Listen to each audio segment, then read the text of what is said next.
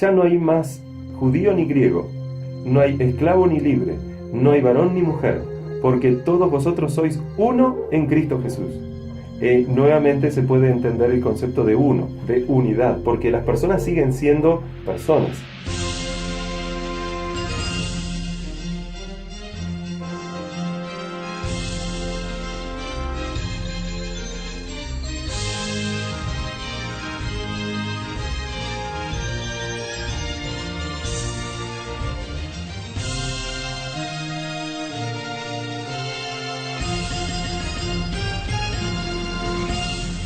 Buenas tardes, mis amigos oyentes, espero que se encuentren bien. Bienvenidos a otro programa de Presentando la Verdad. Estamos en las 15 horas, 5 minutos. Bienvenido, Héctor. Bienvenido, Pastor, y bienvenido a todos los que atentamente, programa a programa, nos vienen siguiendo, que sabemos que son muchos. Muy bien. Parece que cada vez que tenemos un programa no nos da la hora y siempre quedan cosas para después. Recuerdo que el último programa hemos hablado acerca de lo que enseña la Biblia, de cómo está, no quiero pecar en lo que voy a decir, pero no es la palabra correcta decir compuesta, pero es que tampoco tenemos una palabra que hable quizás de una forma correcta sobre eso. Pero la Biblia dice que Dios, si bien es uno, al mismo tiempo está compuesto por 3 personas. ¿Qué te parece, Héctor, si podemos continuar con este tema, pero antes le rogamos al Dios del cielo que nos pueda bendecir para abrir su palabra y poder compartirla con nuestros amigos que nos escuchan? Por supuesto.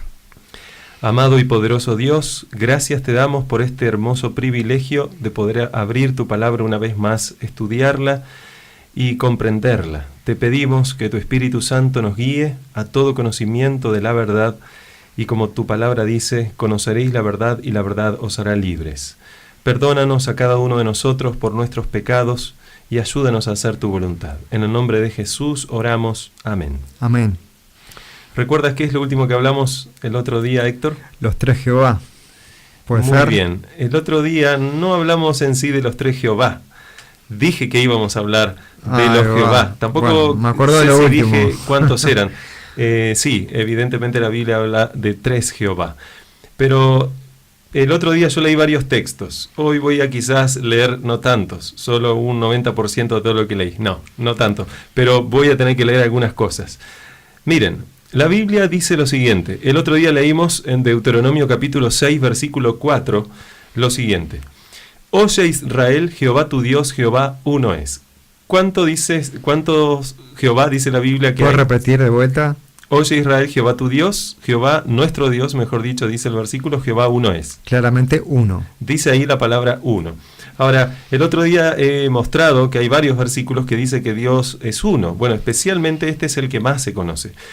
Este es un versículo que, como mencioné el otro día, los judíos desde pequeños lo conocen, lo aprenden de memoria, y es un versículo que se recita muchas veces en las sinagogas. Ahora, ustedes saben, amigos que nos escuchan, que este texto, por estar en el Antiguo Testamento, porque está en el libro de Deuteronomio, fue escrito en hebreo, y por lo tanto muchas veces las traducciones no son las mejores amigas o las mejores formas de comprender el texto bíblico. Lógicamente, si uno no sabe hebreo y griego, tiene que entonces acceder a las traducciones. Pero es bueno entonces poder muchas veces tener o un comentario bíblico al lado, o un diccionario, o también tener otras traducciones de la Biblia y cotejar para verificar qué es lo que realmente dice en el texto original. Seguramente hay personas que no estarán de acuerdo con lo que voy a mencionar, pero bueno, esto es lo que está en la Biblia y esto es lo que enseña la Biblia. La Biblia dice, oye Israel, Jehová tu Dios, Jehová uno es. Pero al mismo tiempo hemos leído el otro día que hay varios textos de la Biblia que se refieren a Dios con la palabra Elohim. Y Elohim es una palabra que en hebreo es Dios, pero al mismo tiempo es una palabra en plural. Es una palabra que representa pluralidad. No es una palabra que deba ser traducida como dioses, no. Pero es una palabra que evidentemente manifiesta cierta pluralidad. Entonces, ¿por qué la Biblia dice que Jehová uno es? Todavía no estoy contestando la pregunta, ¿cómo es que hay varios Jehová si hay uno solo? Por otro lado, recuerden, amigos queridos que nos escuchan, que la Biblia dice en Génesis capítulo 1, versículo 26, que Dios dijo: hagamos al hombre conforme a nuestra imagen, conforme a nuestra semejanza. Y hemos visto el otro día también que no era que Dios le estaba hablando a los ángeles, porque el ser humano, dice la Biblia, que fue creado conforme a la imagen y semejanza de Dios y no de los ángeles. Los ángeles tienen otra semejanza, pero es diferente de la de los seres humanos. Eso significa que Dios estaba hablando a sí mismo diciendo hagamos. Obviamente que eso implica que Él no estaba solo como Dios. Había más de una persona. Había más de una persona. Ahora, luego vamos a ver cuántas personas había, pero quiero que se entienda esta parte. Ese versículo que dice: oye Israel, Jehová tu Dios, Jehová nuestro Dios, Jehová uno es. Quiero mencionar rápidamente que la palabra o la partecita del versículo que se traduce como uno es, especialmente la palabra uno, es una palabra en hebreo que es ejad. Hay varias palabras en hebreo que muchas veces se traducen de la misma forma. Hay dos palabras en hebreo que se traducen muchas veces como uno. Esas dos palabras son ejad y yahid.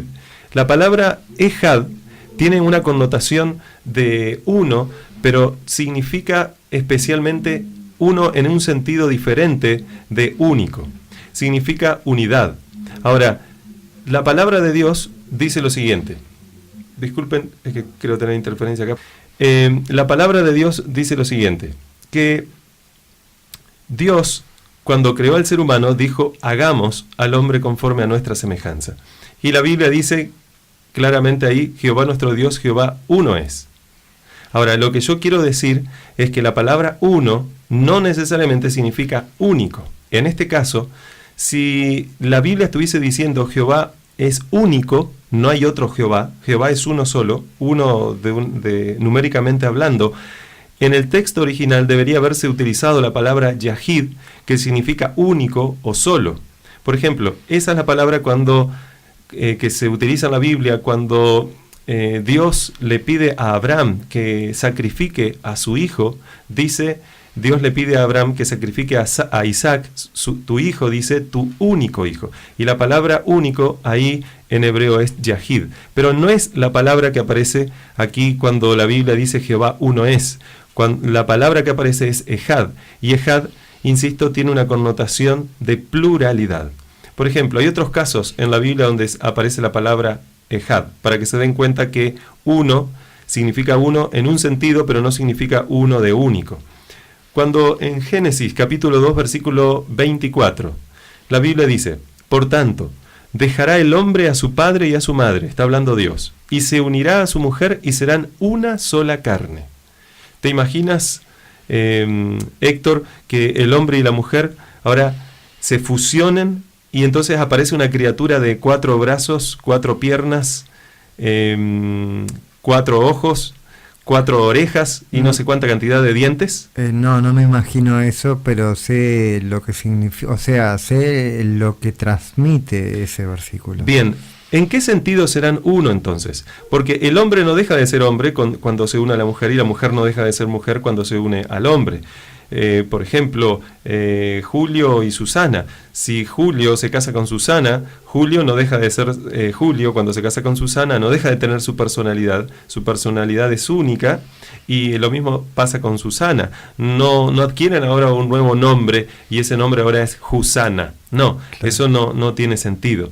La Biblia dice que serán una sola carne en otro sentido, no que las personas serán una ahora, porque siguen siendo dos personas, pero serán una sola carne en propósito, serán una sola carne en el sentido que tendrán que estar unidos de una forma que no lo estaban antes. Por ejemplo, Jesús, cuando cita el Antiguo Testamento y habla exactamente de esto que estamos hablando, del matrimonio, Jesús dijo en Mateo 19:4, ¿no habéis leído que el que los hizo desde el principio, varón y hembra los hizo? Y dijo: por esto el hombre dejará a su padre y a su madre y se unirá a su mujer, y los dos serán una sola carne. Por otro lado, en el siguiente versículo dice: así que no son ya más dos, y esto puede parecer contradictorio, sino una sola carne. Pero en este caso Jesús no dice no son ya más dos en el sentido de que, vamos a poner de nuevo el ejemplo de Julio y Susana, en el sentido que Julio ya no es Julio ni Susana Susana, ahora son Jusana, no. Él está hablando en otro sentido. Ahora son una sola carne, pero en el propósito que los une, en la unidad, en el amor y en las cosas en común que tienen, porque ahora cada vez que uno hace algo, evidentemente tiene que estar pensando en el otro y viceversa.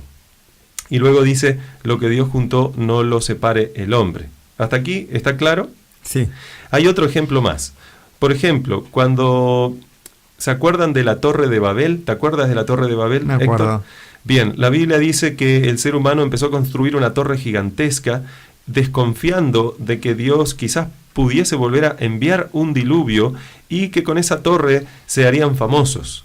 Pero la Biblia dice que Dios no enviaría nuevamente un diluvio. Y Dios no quería que hiciesen esa torre, pero ellos se rebelaron contra Dios, empezaron a hacer la torre, y si bien Dios sabía todo lo que estaba sucediendo, en Génesis capítulo 11, versículo 6, dice lo siguiente: y dijo Jehová, he aquí el pueblo es uno. Ahora, se metieron todos, vamos a suponer que las personas en el pueblo eran unas 100.000, 200.000 personas, se metieron todas esas 100.000, 200.000 personas y se mezclaron, y ahora quedó una criatura con unos 400.000 brazos, unos 200.000 ojos y cosas así. No, el tema es que pueblo es plural, o sea, son muchos, pero puede haber una unidad, algo que los mantenga en común. Bueno, pueblo no es plural, Héctor. Pueblo es uno. La Biblia dice, el pueblo es uno. No, ahora, yo digo en el contexto que son varias personas. son varias personas. Pero puedan con un mismo propósito. De Es repente. uno en el sentido de que el pueblo es uno, está unido, y ese sustantivo que se traduce como uno es un sustantivo que manifiesta la pluralidad. Detrás de ese sustantivo, evidentemente, hay varias cosas que componen a eso. Por ejemplo, si yo digo... por ejemplo, la ciudad, estoy hablando de la ciudad, pero está compuesta por muchas cosas, claro, esa ciudad.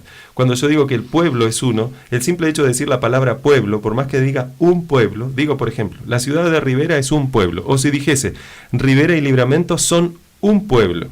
El pueblo es uno, pero ¿cuántas personas los integran? Mucho. Así de la misma forma el matrimonio es uno, pero ¿por cuántas personas está integrada? Integrado por dos. Así de la misma forma, esa palabrita, ejad, aparece ahí cuando en Génesis 11:6 Dios dice, he aquí el pueblo es uno, y todos estos tienen un solo lenguaje, y han comenzado la obra, y nada les hará desistir ahora que de lo que han pensado hacer. Entonces, está claro que la Biblia habla de ese tipo de unidad. La Biblia, por ejemplo, también en el Nuevo Testamento, vamos a ver ahora algunas cosas del Nuevo Testamento. La Biblia dice en Gálatas, capítulo 3, versículo 28, cómo debe estar la iglesia de Cristo, de acuerdo a lo que dice la Biblia. Dice que debe estar unida. Entonces, dice el apóstol Pablo, ya no hay más judío ni griego, no hay esclavo ni libre, no hay varón ni mujer, porque todos vosotros sois uno en Cristo Jesús. Nuevamente se puede entender el concepto de uno, de unidad, porque las personas siguen siendo individualmente personas, pero todos son uno en propósito en Cristo Jesús. Son uno en amor, son uno porque están unidos. De la misma forma, entonces podemos entender Deuteronomio 6:4 cuando dice la Biblia, Jehová tu Dios, Jehová uno es. Entonces, hay varios otros textos que menciona la Biblia con respecto a la unidad. Cuando Jesús oró, por ejemplo, en Juan 17, esa oración muy conocida, hay muchos que creen que solo está el Padre Nuestro, pero no, ese es un modelo de oración, pero hay muchas otras oraciones que dijo Jesús que son muy importantes, que aparecen en la Biblia. Dice la Biblia en Juan 17:10, dice Jesús, esto es palabra de Jesús, y todo lo mío es tuyo, dice Jesús, al Padre, y lo tuyo es mío, y he sido glorificado en ellos. Y ya no estoy en el mundo, dice, mas estos están en el mundo, y yo voy a ti, Padre, le dice. Padre Santo, a los que me has dado, guárdalos en tu nombre para que sean uno. Ahora, él estaba reunido con 12 de sus discípulos. Bueno, en ese momento eran 11 porque uno se había ido. Sabemos de quién estamos hablando. Pero había, vamos a suponer, 12 personas, u 11.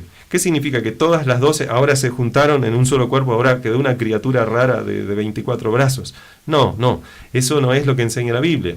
Porque la Biblia dice, así como nosotros Fíjate, dice, Padre Santo, a los que me has dado, guárdalos en tu nombre para que sean uno así como nosotros. ¿Viste?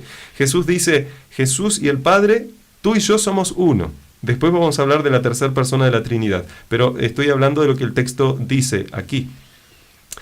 Evidentemente, amigos, no es un misterio la Trinidad, no es un misterio de que sean uno y tres al mismo tiempo. Yo recibí una llamada el otro día de alguien, y le agradezco la llamada, quizás nos está escuchando ahora, porque quería entender y no entendió el otro día. Y yo le dije que escuchara el programa de hoy. Y creo ahora se están despejando quizás las dudas. No hay misterio con respecto a este tema. Si bien la Trinidad es algo muy complejo, pero hay cosas que sí están reveladas en la Biblia. Hay otros misterios, como pueden ser, por ejemplo, la omnipotencia de Dios, la omnisciencia de Dios, la omnipresencia de Dios. Pero con respecto a este tema, no es un misterio. Ahora, en los minutos que nos quedan, yo quisiera mostrarles algunos ejemplos que menciona la Biblia con respecto a que hay más de un Jehová. Ahora, escucharon bien, hay más de un Jehová, porque parece que no tenemos problemas muchas veces cuando decimos, bueno, Dios está compuesto por tres personas, Dios Padre, Hijo y Espíritu Santo. Pero cuando decimos, entonces hay tres Jehová, dicen, no, hay uno solo. Y es que el texto dice que hay un solo Jehová, pero hemos visto que el texto habla de otra cosa. Habla de Jehová como unidad, no como una persona indivisible. Si bien es cierto, Jehová al mismo tiempo es una persona. Ahora lo vamos a aclarar. Por ejemplo, en Génesis, capítulo 19, vamos a ir ahora a un versículo que aparece en ese capítulo, y quiero aclarar algo antes. Prácticamente todo Génesis 19 habla o relata lo que sucedió cuando Dios visitó a Abraham y tuvo que poner un alto a las atrocidades que se hacían en Sodoma y Gomorra. Resulta que estas ciudades, que no solo eran dos, había 5 ciudades en esa llanura, se podría decir, pero están representadas por Sodoma y Gomorra. Estas ciudades lamentablemente estaban haciendo cosas malas, eran ciudades perversas. Y Jesús, Dios, vamos a hablar de Dios en este caso, Dios vez tras vez trató de llamarlas al arrepentimiento y ellos no quisieron. Entonces Dios decidió poner fin a tanto sufrimiento y perversidades que allí se cometían. Entonces Dios aparece a Abraham, lo invita a que lo acompañe, le muestra a Sodoma y Gomorra y le dice qué era lo que pensaba hacer. Dios le dice que iba a destruir Sodoma y Gomorra. Entonces ahí Abraham habla con Dios, intercede, pasan muchas cosas interesantes, pero la Biblia dice que Dios envió entonces 2 ángeles a Sodoma y Gomorra para quitar a una familia que había ahí, especialmente en la ciudad de Sodoma. Uh-huh. La familia que ahí estaba era la familia de Lot. Entonces estos ángeles fueron a sacar a la familia de Lot de ese lugar que sería destruido. Y la Biblia dice que el único justo, si se pudiera hablar de justo, que no lo era realmente, pero el que estaba menos corrompido por el pecado de Sodoma y Gomorra era Lot. Ni siquiera la esposa y las hijas se habían escapado de esa perversión, por lo que dice el texto que ahora no tenemos tiempo de leer. Pero la Biblia dice algo muy interesante. En el versículo 24 de Génesis 19, la Biblia dice, entonces Jehová hizo llover sobre Sodoma y sobre Gomorra azufre y fuego de parte de Jehová desde los cielos. Ahora, si han prestado atención lo que acabo de decir, aquí hay algo raro, porque aquí no aparece un solo Jehová, aquí aparece más de uno. Vamos a leer de nuevo. Dice, entonces Jehová hizo llover sobre Sodoma y sobre Gomorra azufre y fuego de parte de Jehová desde los cielos. Ahora, es claro que a veces Jehová se refiere a sí mismo en tercera persona, así como nosotros lo podemos hacer. Un ejemplo de cuando Dios se refiere a sí mismo en tercera persona, por ejemplo, está en Éxodo capítulo 3, versículo 15. Uno de estos ejemplos está ahí, donde dice, además dijo Dios a Moisés. ¿Quién estaba hablando? Dios. A Moisés. Fíjense, 2 personas. Dijo Dios a Moisés. Y ahora va a decir lo que le dijo Dios a Moisés. Dice, así dirás a los hijos de Israel, Jehová, el Dios de vuestros padres, el Dios de Abraham, Dios de Isaac y Dios de Jacob, me ha enviado a vosotros. Ahora, fíjate, que Dios le había dicho a Moisés que le diga al pueblo de Dios, Jehová, el Dios de vuestros padres, el Dios de Abraham, dijo tal y tal cosa. Es como cuando Imagínate si si tú, amigo que nos escuchas, tienes hijos o hijas, o si eres papá, o sea, si eres papá o mamá, es indiferente. Si tú le dices a uno de tus hijos, dile a mis otros hijos, papá no tarda en venir. Imagínate que tú eres el papá, entonces tú te estás refiriendo a ti mismo, pero en tercera persona, ¿verdad? Lo mismo si tú, por ejemplo, le dices a alguien que está contigo, le dices, dile a aquellas personas, Héctor ya va a comer. Bueno, ahí sería entendible que tú hables de ti mismo en tercera persona. Pero esto no es lo que está sucediendo en Génesis 19:24, porque en Génesis 19:24 el texto dice otra cosa. El texto dice, entonces Jehová hizo llover sobre Sodoma y sobre Gomorra azufre y fuego de parte de Jehová desde los cielos. Aquí Dios no mandó a que otro hablase diciendo, dice Dios tal cosa, o así dijo Jehová. Acá sencillamente Moisés está describiendo lo que estaba sucediendo. Dice que Jehová hizo llover fuego y azufre sobre Sodoma y Gomorra de parte de Jehová desde los cielos. ¿Cuántos Jehová aparecen aquí entonces? Por lo que entendí, 2. Evidentemente aparecen 2. Vemos a Dios haciendo descender fuego, vemos a un Jehová haciendo descender fuego del cielo de parte de otro Jehová. Ahora, nos quedan unos minutos aún y quiero poner otro caso donde aparecen 2 Jehová. Zacarías, capítulo 3. En Zacarías capítulo 3 se describe una escena muy importante que no disponemos el tiempo de describir en su plenitud ahora, pero quiero decir que en Zacarías capítulo 3 aparece una escena de juicio. En esa escena de juicio hay 3 personas. Está el acusado, el defensor y el acusador. El acusado, de acuerdo a Zacarías capítulo 3, es un sumo sacerdote llamado Josué. El defensor de este sumo sacerdote llamado Josué, o el abogado, porque convengamos que un defensor, un abogado en un juicio es el que te defiende. El que te acusa sería el fiscal, ¿verdad? Exacto. Entonces, el abogado, el defensor, dice la Biblia en Zacarías capítulo 3, es el ángel de Jehová. El ángel de Jehová estaba en esta escena. Y el acusador, adivina quién es. El diablo. Exacto, porque dice la Biblia que es Satanás. Dice la Biblia en Zacarías 3:1. Me mostró, es una visión que tiene Zacarías. Dice, Dios me mostró al sumo sacerdote Josué, el cual estaba delante del ángel de Jehová, y Satanás estaba a su mano derecha para acusarle. Ahora, vamos a hacer un paréntesis. Por favor, amigos que nos escuchan, dejen esto en mente. Había 3 personas ahí, un acusado, un defensor y un acusador. El acusado era Josué, el sumo sacerdote. El defensor era el ángel de Jehová y el acusador era Satanás. Ahora, una historia muy parecida aparece en Judas capítulo 1, versículo 9. En Judas 1:9, Judas es el librito que está antes de Apocalipsis, Judas dice lo siguiente, pero cuando el arcángel Miguel, fíjate cuántas personas van a aparecer aquí. Cuando el arcángel Miguel contendía con el diablo, disputando con él por el cuerpo de Moisés, no se atrevió a proferir juicio de maldición contra él, sino que dijo, el Señor te reprenda. Ahora, aquí nuevamente hay una escena de juicio donde hay un defensor, un acusador y la persona que es acusada. La persona que es acusada, en Judas 1:9, dice que es Moisés. Y el defensor de Moisés, en este caso, dice que es el arcángel Miguel. Y el acusador, dice la Biblia, que es el diablo. Y ahora vemos que alguien le va a decir algo a una de estas personas. O sea, aquí hay 3 personas y una le dice algo a otra. Vamos a ver quién le dice algo a quién. Dice la Biblia que el arcángel Miguel no se atrevió a proferir juicio de maldición contra el diablo, contra él, sino que dijo, el Señor te reprenda. ¿Quién le estaba diciendo el Señor te reprenda al diablo? Miguel. El arcángel Miguel, exactamente, o Miguel, está bien. Tenemos entonces a un acusado, que es Moisés, tenemos a un defensor, que es el arcángel Miguel, y tenemos a un acusador, que es el diablo. Ahora volvamos al texto de Zacarías capítulo 3, versículo 1. Ahí se presenta la misma situación, porque dice, me mostró al sumo sacerdote Josué, el cual es el acusado, el cual estaba delante del ángel de Jehová, el cual es el defensor, y Satanás estaba a su mano derecha para acusarle. Ahora, el versículo siguiente es clave, y ahora van a entender, amigos, por qué les estoy diciendo esto. El versículo siguiente, que es el versículo 2, dice, y dijo Jehová a Satanás: Jehová te reprenda, oh Satanás, Jehová que ha escogido a Jerusalén te reprenda.